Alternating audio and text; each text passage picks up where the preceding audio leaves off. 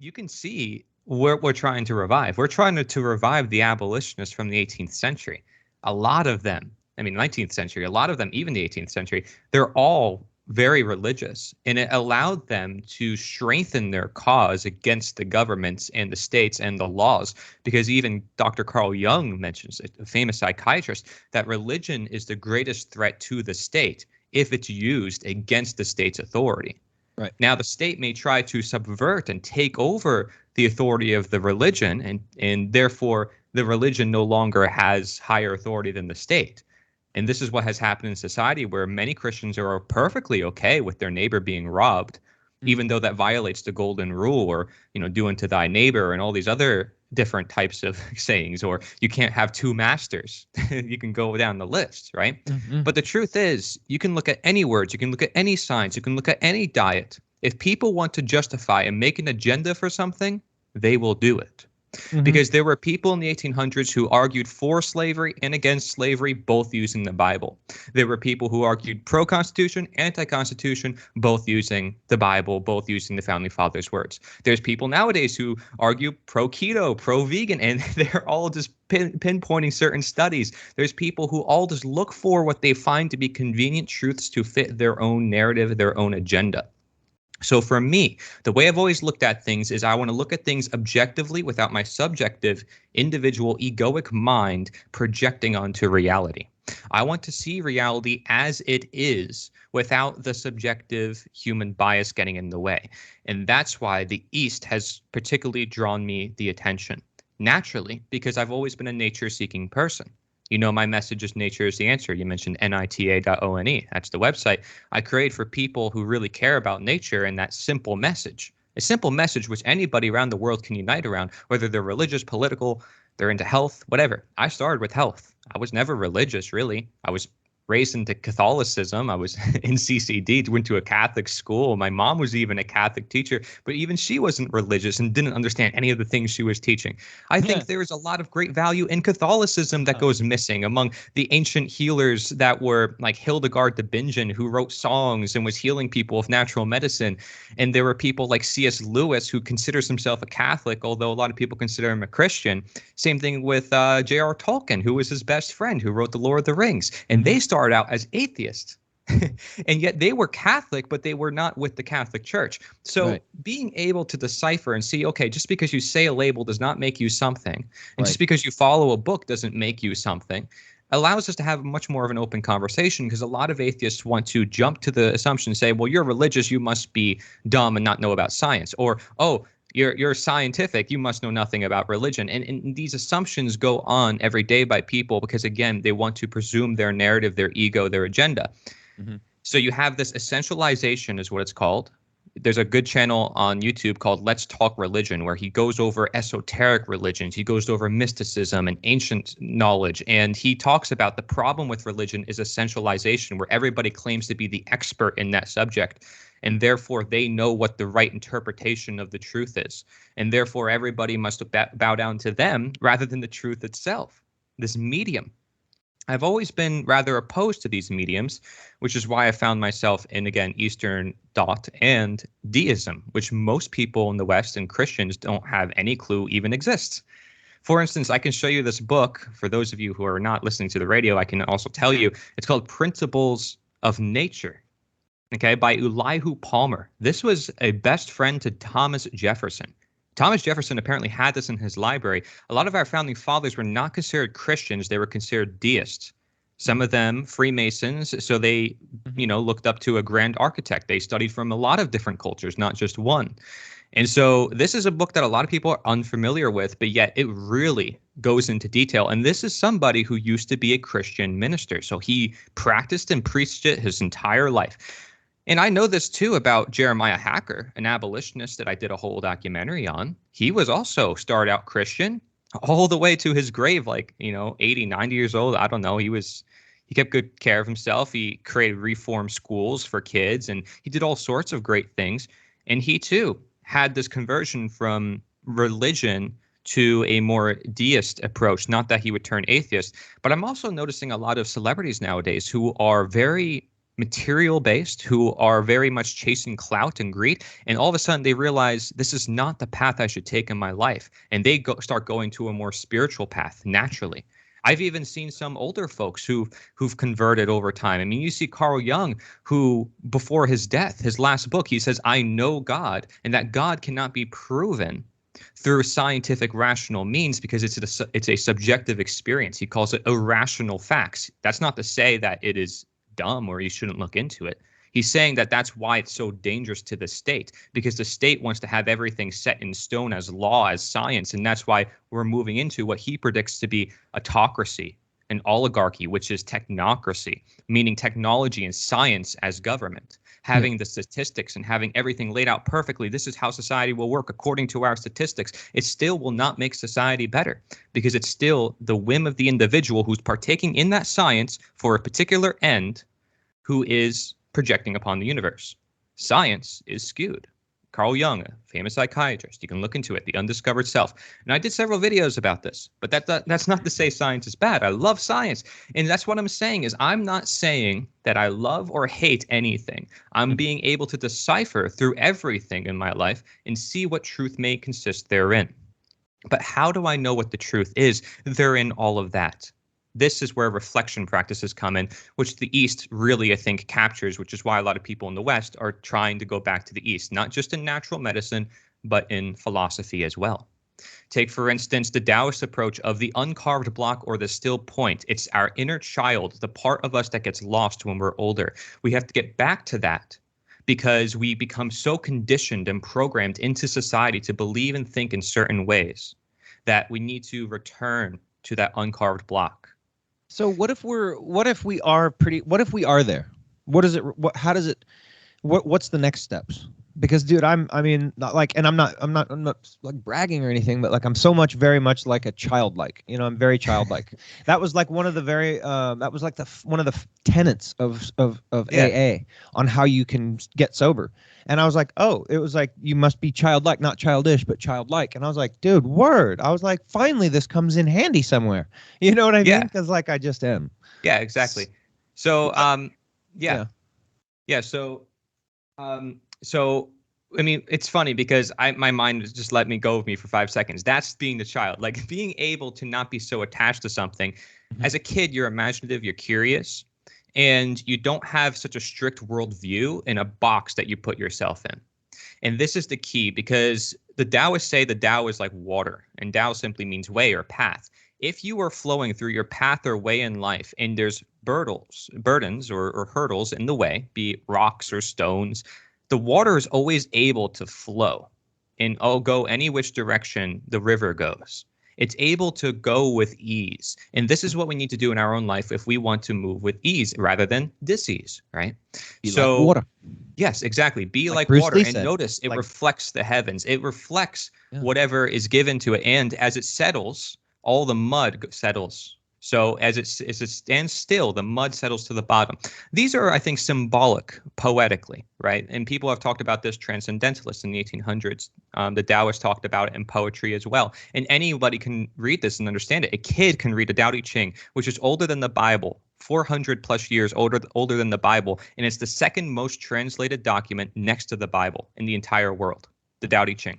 So I definitely recommend anybody from the West looks into it because a kid can understand it, and yet it's super profound and it's poetry. And I can talk for 8 hours about a poem.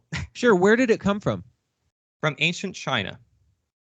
So Laozi is the writer attributed to Tao Te Ching. Now, he did not intend for it to be a religion. He did not intend for it to be an ism. He was stopped leaving China by somebody who recognized him and said, "You're a philosopher. Could you write down your wisdom?"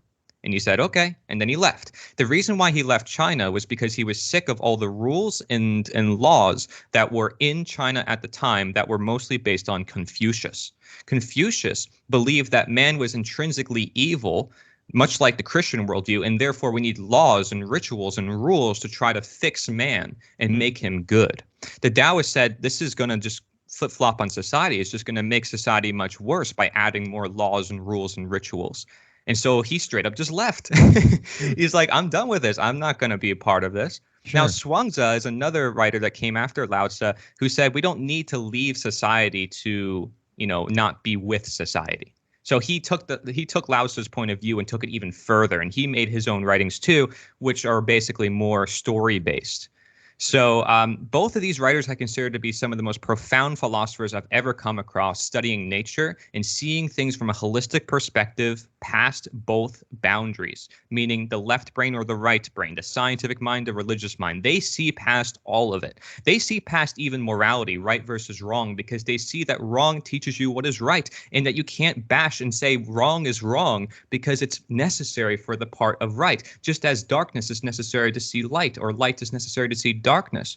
But Christians are so, in the Western world, and I'm prone to this too. I have, even teaching Mark Passio's natural law, to say this is what's right, this is what's wrong, but perhaps we don't need a definitive definition.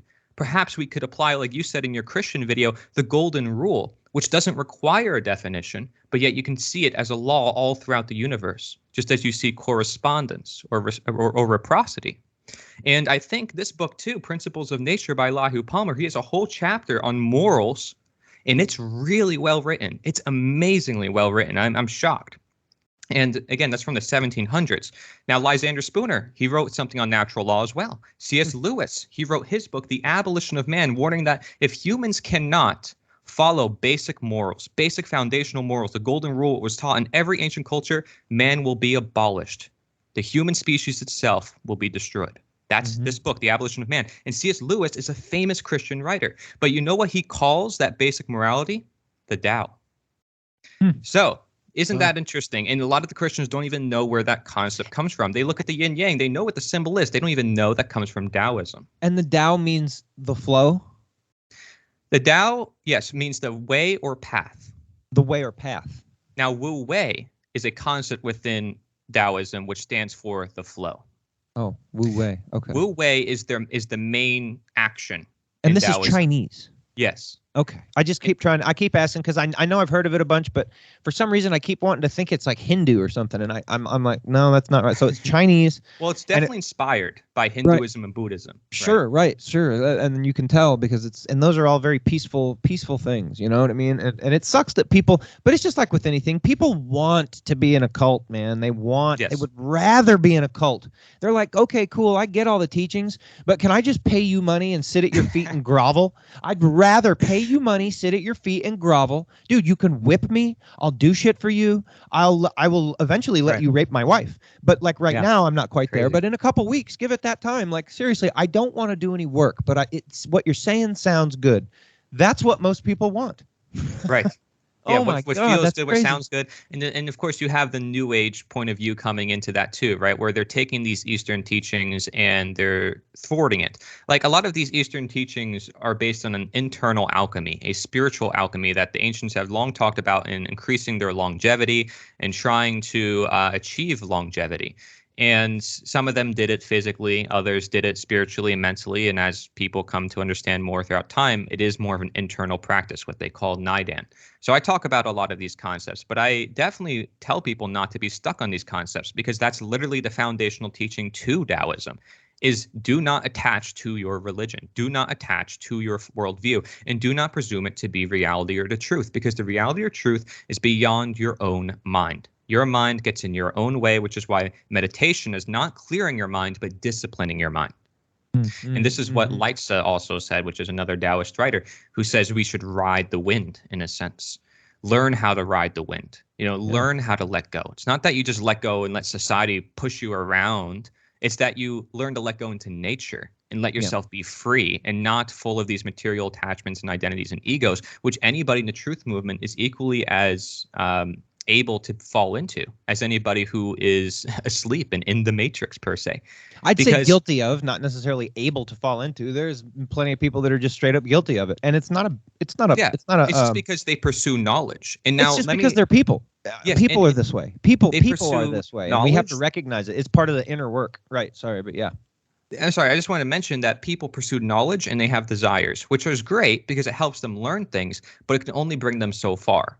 Yeah. And until you realize that if you want to seek beyond the knowledge and see the mystery underlying the universe, it's past it. So Lao Tzu would say, for instance, that with desire, you only see the manifestations. Desireless, you see the mystery. Okay, now Buddhism has similar concepts to this as well, because when you're meditating, you're disciplining your mind by being able to not let your thoughts overrule you. You basically are in control of your mind. Your mind is not controlling you. And this is the goal, is being more self-aware of our actions and what we're doing, which makes a big impact if we care about the truth in this world, because we can be more over philosophers than researchers. We don't have to be so strict in our mindsets to say, this is how events went down in 9/11 and these events, like this is the past, right? What about the ever present? Now, those things we can learn from, yes, for the future, but are we going to get stuck on them? Are we going to use that as our argumentation against other people that we talk to? When there's something much more unifying that brings us together, there's things like food forest that you mentioned that are so much more powerful, that are natural, that are of nature. And the ancients were talking about it, and the ancients partook in it. And it was everyday life. It was wu wei to them. It was part of their flow. They didn't even have to think about it. So if right and wrong, if we understand it so well, we don't even need to talk about it.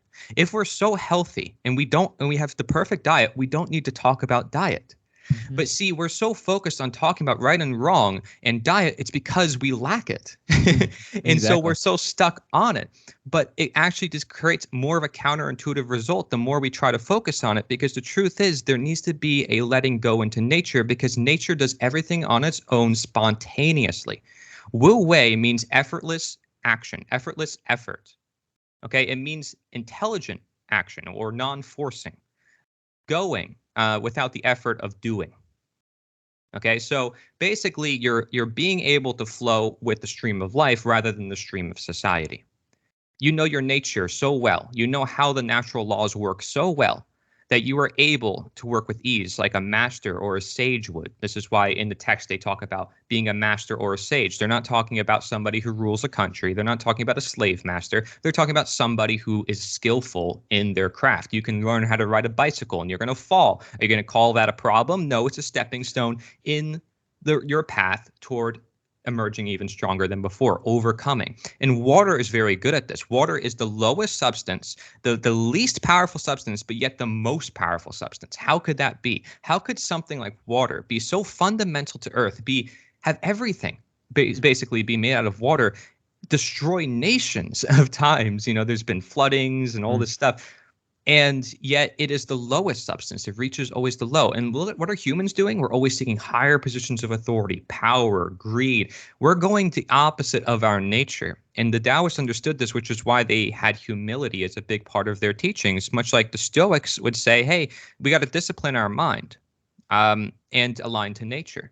Some of the Stoics did not necessarily practice humility as much because some of them were rulers. They were ruling over their nations, and that came way after Taoism. So, you can learn from Stoicism, but it's very mainstream in the West. Again, Taoism is not even mentioned. I just wanted to be part of the conversation just as much as I do natural law, because these concepts will open people's minds to their current mindset.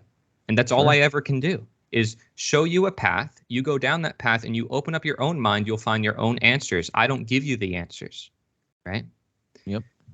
So that's all I can do. I was given this book by a friend, Jesus Among Other Gods. And, it was interesting because Buddha doesn't claim to be a god. These other ancients did not claim to be gods. So the book was trying to debunk Eastern philosophies. He gave me this. He was a Christian friend, and I respect him.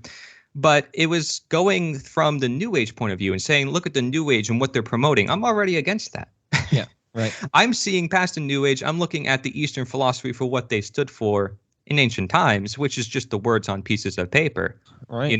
Past even beyond their ism, past beyond their rituals.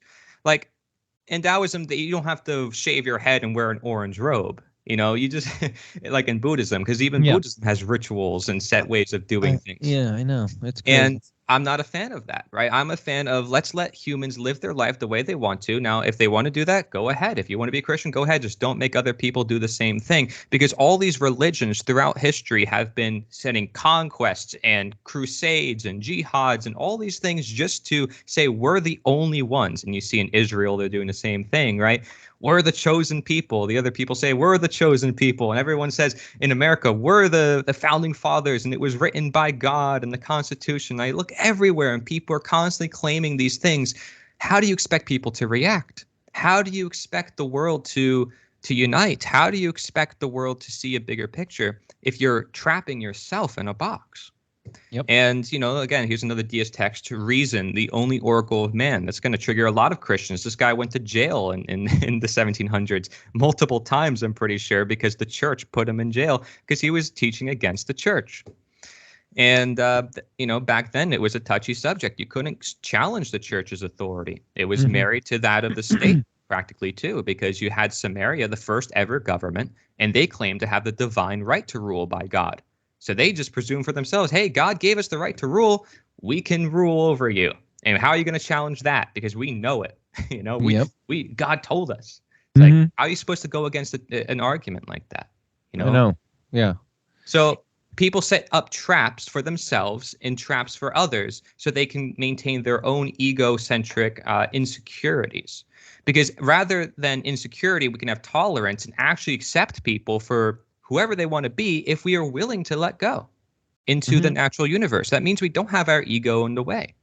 Meaning I'm okay if people disagree with me. I'm okay if people don't see my perspective, because that's the whole point of spirituality to begin with, I would argue.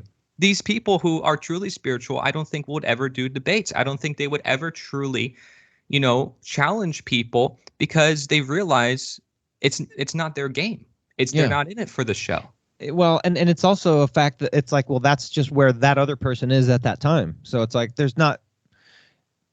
that person just wants to try to convince somebody who's unconvincible, and the unconvincible one doesn't really give a shit. It's just kind of like, well, dude, that's cool that's what you think. I'm not going to argue with you, though. Kind of is what I think you're saying. Yeah, it's just people want to be right. Right, and exactly. That has caused and humanity. As you start to become right, you want to be less and less. I mean, you'll still teach, but you're not going to go try to force it on people. Yes, it's like, if you want to know what's right, I'll tell you, and if you don't like it. Right, but see, that's the point of teaching and not dictating. But people have crossed the line and said, well, people can't be taught, and therefore they must be demanded into being taught. And so you had throughout the ages, everybody thinks they're right, and it's okay if they think they're right, but then teach. But instead they say, well, let's use the authority of the state and let's teach them by use of violence. Right. So their type of lesson is not so much that of peace or compassion. And this goes for every culture. Every culture has done it. Buddhism, Hinduism, they've all have launched wars on neighbors, on friends, and on humanity just for their own belief systems, which is why I don't associate with any one of these ideologies. Right. So even the Taoist point of view, it was taken by somebody called Zhao Daoling, somebody who's totally way after Lao Tzu and Zhuangzi. He claimed that Lao Tzu visited him one day and said that he needs to rule over people and create a nation. So he created a nation, and, of course things went south because it went against the direct teachings of what they said. They said, hey, they said, quote for quote, in the Tao Te Ching, if everybody followed the Tao, there'd be no need for government. And they said that if a ruler is such a great ruler, they won't even seem to exist at all. And they say this many times throughout their writings, and I have them all in my presentations. That's really clear, which is why it's considered the first anarchist philosophy. Philosophical anarchist philosophy, because you're not burning down anything, you're not causing chaos. Right. Exact opposite. You're going into nature, you're living your own life, you're leaving people alone. And that's why literally Taoism is considered the art of letting people be people, or letting things go, letting things flow. Right. The path of least resistance, some people will call it. Okay. Really least resistance. Like, you could go with society and say, well, I'm not harming anybody because I'm just going with the way things are. Yeah, you are, because you're still in that society. Lao Tzu had principles still. Despite not having moral standards, he still had principles, because guess what? The moral standard is nature itself. It's not our projections onto nature as to, oh, a right is something that doesn't cause harm, or it doesn't cause a victim. No, it's none of these projections. It's saying nature itself is the moral dictator, and the only way we understand nature is by getting past our own mind, which means we need to, every moment in our lives, be able to take the step back and think about something before we do it, which is why every moral philosophy has nuances within it, has all these weird exceptions, because there isn't one way of interpreting the world. There isn't supposed to be. Right. There isn't supposed to be one philosophy or one religion. So being able to see and say, wow, all these exist for a reason, and all of them share some sort of truth within it. Wow, what a box you're not putting yourself into for once in your life. You're able to see the bigger picture. and now you're able to learn from others. See, a lot of people who are raised in religion, they're born into it. They're families, right? So they can't see outside their own barrier. A lot of people can't see outside their own barrier. And a lot of people can't even think they can meditate. They're like, I can't sit still. I can't even think for myself for one moment. I got to be doing something. We're trained in the Western world, especially, to disavow our own discipline of our own mind and to be rather controlled by our emotions or controlled by our mind, but not rather being in control of them to ourselves with a higher self of being. Yeah, you're right. That's kind of crazy. So I just gave you basically a whole rundown of the summary of Taoism. Cool. Yeah, even though I cool. did an 8-hour presentation. Right. And I'm sure it could get very detailed and in depth, and I'm sure you did a great job, and I do plan to watch it. Because I don't know much about it, and I know it sounds like something like, see, it's going to be something that I'm going to read it and go, yeah, dude, I know. You know what I'm saying? I know this stuff because just over, I mean, I guess the 25 years I've been looking into this or more now, but like, it's just you get to that point where if you're on that path and I do go with the flow, I'm very willing to change my ideas and things when something better is presented in my research or my studies or whatever it may be, when that thing finds me, when I'm ready for that thing or whatever it may be, to leave something that I did carry with me behind because this thing is clearly right or better or explains it more appropriately, whatever the case may be. I'm very willing to set shit down and pick up new stuff. I mean, especially when it's clear. Like, I just have never heard that before. I would have never thought this thing if I had that to choose from to begin with. Right. You know what I mean? The funny thing is, like, you say this is what's right, but then you realized what you thought before you thought was right at one point. Exactly. So really what you think is right is not necessarily right. And this is why, like, it's hard to understand the East when they say that right and wrong is a construct or that they're one and the same or connected. It's that people don't see the bigger picture, that without one, you don't have the other. And I don't even know that it's so much like that when I explain it, but yes, that I do see that, and absolutely, that's a philosophical argument that people will have for sure. Like, yeah, and to me, it's like wrong just isn't all. There's too many variables, man. I can come up with some situations, dude. I used to do this when I was a kid because the 10 Commandments, and I'm like, well, but what if? And then I talk for 20 minutes. You know what I mean? It's like, shut up. You know what I mean? It says, "Thou shalt not kill." Now stop. Yeah, I think they're meant to be like basic, not supposed to overthink it, perhaps, right? And humans try to make all these justifications. And perhaps maybe I'm wrong. Maybe that's not the way I'm supposed to look at it. I don't know. But the point is, I think humans trying to put, like I said, a nail on what everything is their own downside, because nature itself does not have these religions, these governments, and all these things that we create. We think that they're necessary and we create them, and then we get so stuck in them we can't see past them, and then we wonder why we lose our humanity, and then you wonder why C.S. Lewis says it's the abolition of man. So it's like you connect the dots, you're like, this is insane. And this is what I've done lately through these works and just through my own philosophical research, just being in nature and studying how humans behave and how humans interact with the things in their environment. I think anyone can do this. They don't need to read Jesus. They don't need to read any book. They don't need to read any philosophy. It can help them in their path and seeing more perspectives, but that's if they still use their own mind in congruence with it.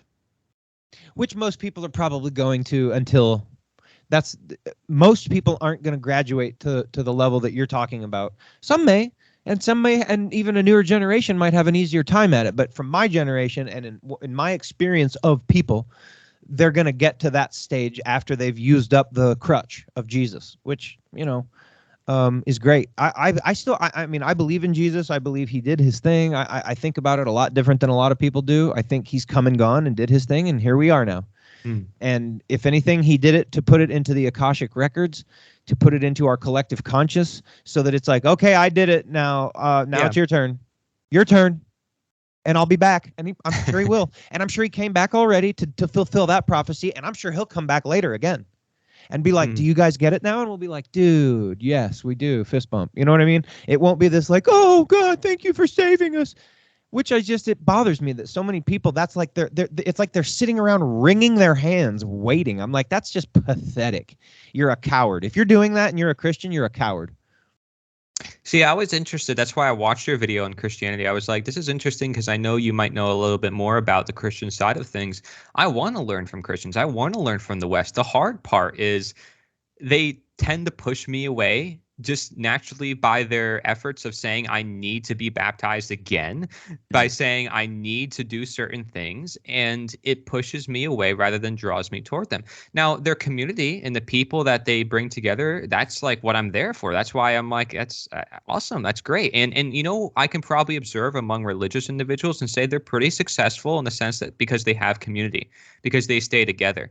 I mean, you can look at Mormons, you can look at Amish, you can look at different groups and communities that are pretty religious, and Jews, they maybe? do they do really well because of it. There's those guys. Let's not leave them out. They're Yeah, a of crew. course. But Yeah, everybody they've done does it, well yeah. for themselves, I'd say. Yes, and the Sticking problem together is, like that, yeah. yeah, they shut out everybody else in a sense too. So Everyone that listens to the show knows, and I talk about the Jews, and I don't hate all Jews. I don't hate Jews even. In fact, I just it's very clear that they're the ones doing a lot of the bad things in this world. But that aside, yeah, community is huge and super it's the important. mindset doing that. Don't forget it. Don't call it. It's not the people. It's the Well, mindset. no, and it that isn't. they have. Right, it is. Yeah, and it also ultimately it comes down to just an anti-human. Like when you boil it down far enough, like it's like, well, it's just that there's a certain group of people and in the world that tend to be the ones running that ideology and pushing that thing. It's like, dude, listen, if that's your shtick, just go away.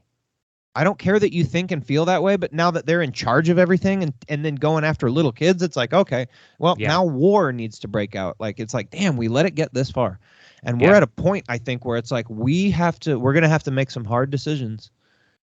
They all break the golden rule the minute they say, hey, I want to go to war, you know, against these people for my ideology. They all break their own moral teachings. It's insane. And yet they will try to hide that away and justify it through every means possible, because they will. They have books of pages and hundreds of pages. They will find within there some sort of exceptions to justify their action, and they'll be perfectly fine with doing it just because the book said so too. Yeah, that's crazy. It's insane. And so, like, are we still barbaric animals from like thousands of years ago that we still do that? Because to me, that sounds pretty barbaric. Like, when was the last time we did that? Like when we had slavery? I think we're over with that. There's a reason why there was a spark in deism and even New Age thought in recent years, because people are approaching more individual thinking and away from these dogmatic systems. So you have to give them credit. Even if they're not necessarily the most guided or the way we think they are, if they're approaching more freedom as time goes on, it's because the systems of the past were so controlled. Yeah. And it's like, that's the whole point why the Americans revolt against the British, right? I was like one stepping stone, although it's just monarchy turned into a different form, a republic. You can still see the foundations of monarchy within it, but it's still a stepping stone toward more freedom people would recognize. And that was why they tried to create it generally, and why people saw it as such. So abolitionists did the same thing. It's a stepping stone.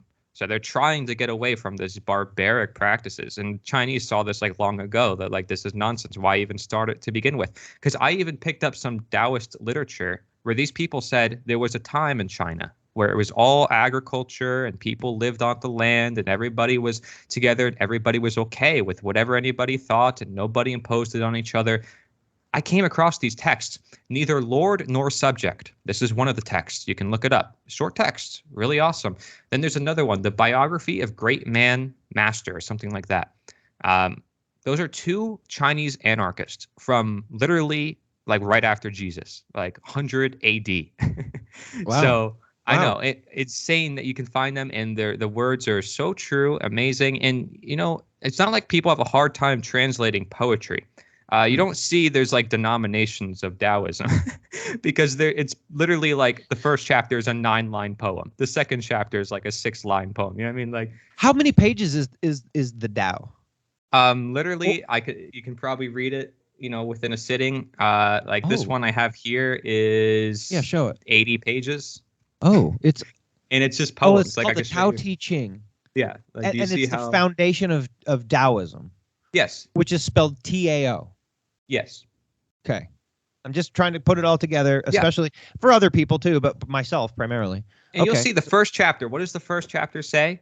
That words cannot be trusted. That translations will be differently, said that the Tao, that the truth is nameless and doesn't have a word. So like it's self-aware, and because of that, it picked up on my mind like this book knows what it's talking about from a natural point of view because it's respecting nature and seeing beyond the society at large. Again, it came out of Confucianism and Buddhism and seeing how all those rules and rituals would draw people away and cause more chaos than order. So that's very telling for our life now. I'm glad I'm glad that's out there, and so I definitely want to watch your presentation on it, and I'll probably pick up a copy just to have and go through it myself, because it's. I'm not misinterpreting these words either, okay? Because you can look up True Meaning, a YouTube channel, 300,000 subs on YouTube, whatever. I got in touch with him. He's a great guy. Really good work. He does stuff on Alan Watts, who is somebody who brought Taoist wisdom to the West. Probably one of the last philosophers who've done so in the 20th century. If anybody doesn't know who Alan Watts is, I consider him like a David Icke, basically. He's insane. His speeches, his writings, my gosh, is he a wise individual. And you'll find stuff, tons of stuff online from him and Manly P. Hall and, all these other guys, right. Terrence McKenna. Like you'll see him on that list of people who just speak about I've wisdom. heard the name before for sure. I don't really know what he talks about much, or I don't know that I've heard him. I may have heard him in a lecture with like 2 or 3 people, but I don't recognize it. Yeah, but like also Jason Gregory. I consider him like another modern day Mark Passio. And these people don't even know they're anarchists, but they have clearly anarchist positions in the sense that they recognize government is immoral and it's man's whim and subjective belief imposed on reality. So like you can watch any one of his videos, Jason Gregory, and he is super knowledgeable on everything, esoteric knowledge, ancient philosophy. He understands all of it, the words by heart. I am nowhere close to his understanding of this knowledge.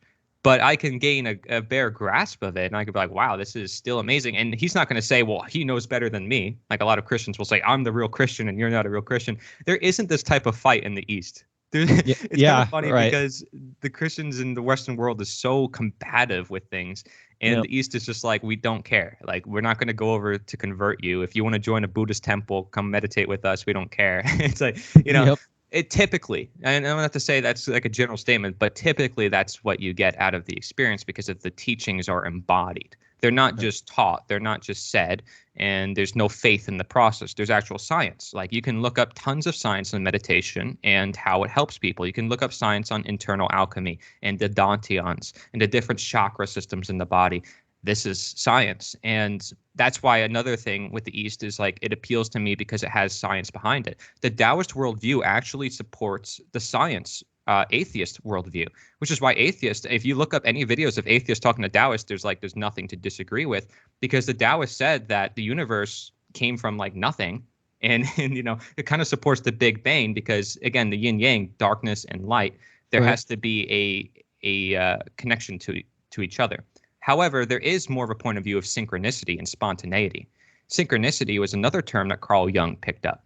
And it's basically the idea that, how the question goes, chicken or the egg, which came first? Right. The Taoists might argue both because you can't have one without the other. Right, yeah. It's like, it was a pair. How would you have the conception of an egg unless it first existed in the first place to be among that of a chicken? There has to be a unity. Like male and female, there has to be, they come together in this universe to create new things. So I see that deal. Actually, I see that as more of like, it's not cause and effect, it's more of fate and synchronicity. And this is a worldview that science affirms, and not a lot of people look at it like that. So Carl Jung has very unique views on this. And he says that of all the things that he studied, Taoism is probably the greatest philosophy he sees detailing the truth. And he said many of the same things I said about how the West doesn't know anything about it. And he did a commentary for a book called The Secret of the Golden Flower, which goes into a bunch of meditations and helpful ways to return to that natural state.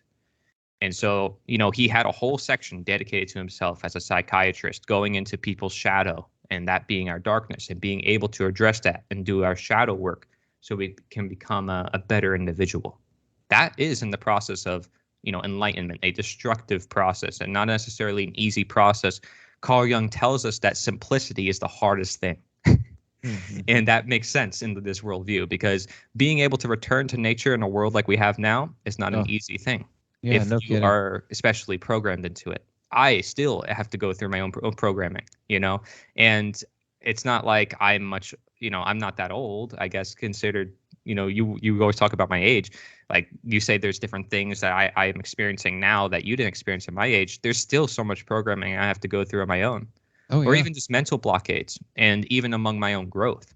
So I have to consider all those things. Yeah. Right? Well, I mention your age because I'm more than double you.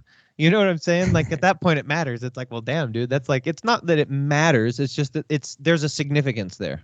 You know what I mean? It's like, I've lived your life once over again. You know what I mean? So like, and that doesn't, all that means is time. It's experience. It doesn't mean I know more or anything else. It just means I've experienced a lot more. And so that makes me in some ways wiser, especially if I was paying attention, because you can find 60-year-olds that are just dumb as a post, dude. They experienced a bunch and paid attention zero. So they didn't zero value for all the experience. It's like, dude, that's why you're a bum, bro. Even if they're not like a bum living on the street, which I'm not putting people that like that down. I'm just saying, like, I've just met these people, and it's just, they do it to themselves because they just don't care, and they think it's like funny. Yeah. They're like that high school humor, and they just never grew up from high school. It's like, well, that sucks. Another individual, just for anybody who's curious, George Thompson on YouTube, him as well. He went to the East, so he went originally from the UK. He was like, he felt bad about his life. He had to do shadow work. He was like, I something's wrong, so I'm just gonna get myself a ticket. I'm gonna go to China. So he's like, I don't know what's going to happen. I want to go to a kung fu monastery. He ends up going there, and it's a bunch of academic monks. And he's like, these are not real monks. So then the locals point out and say, hey, there's a Taoist monastery over there. He's like, I don't know what that is, but I'll check it out. Tai Chi monastery and all that stuff. They do stuff in the mountains of Wudang.